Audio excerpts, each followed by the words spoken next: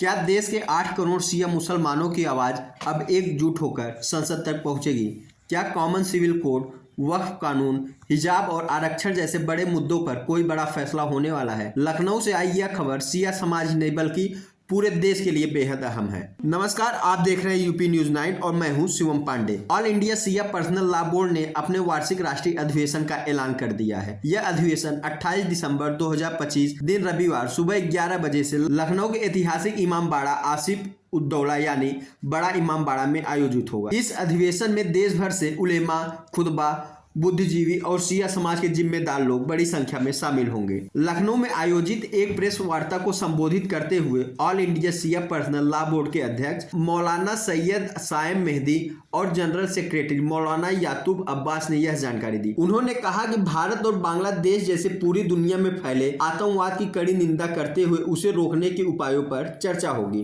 देखिए, जहाँ तक कि बांग्लादेश में हिंदुओं पर अत्याचार हो रहे हैं, all India Shia personal board हर अत्याचार की मुखालिफत करता है, निंदा करता है। और जिस तरीके से वहाँ के ऊपर बहुसंख्यक को, अल्पसंख्यक को निशाना बना रहे हैं बहुसंख्यक, उसको लेके भारत सरकार को चाहिए कि बांग्लादेश से अपने रिश्ते खत्म करे और सिफारती ताल्लुकात खत्म करके बांग्लादेश पर दबाव बनाए। प्रेस वार्ता में मौलाना जहीर अब्बास, मौलाना जाफर अब्बास, मौलाना अनवर हुसैन रिजवी, मौलाना एजाज अतहर, मौलाना इंजिमाम हैदर और श्री जहीर मुस्तफ़ा भी मौजूद रहे। इस राष्ट्रीय अधिवेशन में कई अहम और संवेदनशील मुद्दों पर किया जाएगा। आइए सुनते हैं क्या कहा मौलाना याकूब अब्बास ने। देखिए, all India Shia personal board का राष्ट्रीय अधिवेशन 28 दिसंबर को लखनऊ के बड़े इमामबाड़े में होने जा रहा है।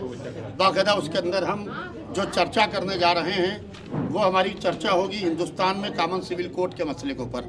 All India Shia personal board common civil code के इशूज़ की मुखालिफत करता है। इसके बाद जन्नतुल बकी में प्रॉफिट ऑफ इस्लाम की बेटी का रोज़ा है जिसको सऊदी सरकार ने ध्वस्त कर दिया है, उसको बनाने के लिए भारत सरकार पर यह कहा जाएगा कि भारत सरकार सऊदी अरब पर दबाव बनाए। इसके अलावा हमने सच्चर कमीशन की तर्ज पर एक ऐसा कमीशन बने जैसे सच्चर कमीशन बना था मुसलमानों के हालात जानने के लिए, इस तरीके से कमीशन बने जो हिंदुस्तान में फैले 8 करोड़ शियों के हालात का जायजा ले और उन्हें उनका आबादी के हिसाब से हक दिया जा सके। उन्होंने बताया कि इस राष्ट्रीय अधिवेशन में कई अहम और संवेदनशील मुद्दों पर विचार किया जाएगा। सबसे पहले कॉमन सिविल कोड को भारत में लागू किए जाने के प्रस्ताव पर शिया समाज का रुख तय किया जाएगा।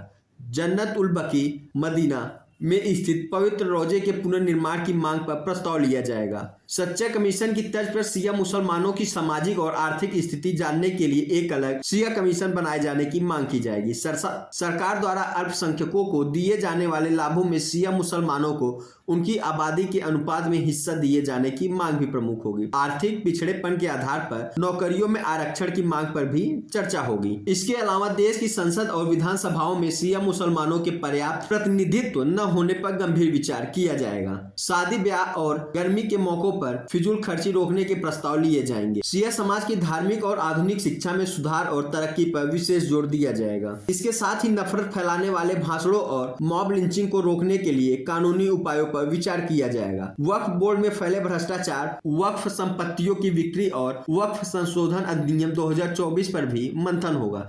हिजाब पर किसी भी प्रकार की पाबंदी का विरोध करते हुए शिया समाज का रुख किया जाएगा। अधिवेशन में इस्लाम की सही, सच्ची और वास्तविक तस्वीर दुनिया के सामने पेश करने पर भी विचार होगा, जो बादशाहों के किरदार से नहीं बल्कि हजरत मोहम्मद साहब और उनकी औलाद की शिक्षाओं से प्रेरित है।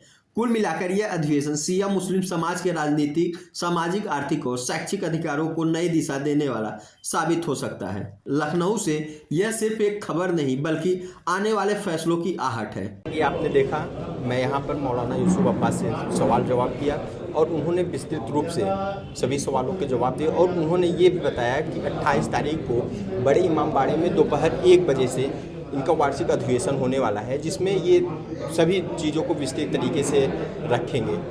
यह थी लखनऊ से शिवम पांडे की रिपोर्ट। अगर आपको यह वीडियो अच्छा लगा तो वीडियो को लाइक करें, चैनल पर नए हैं तो चैनल को सब्सक्राइब करना ना भूलें।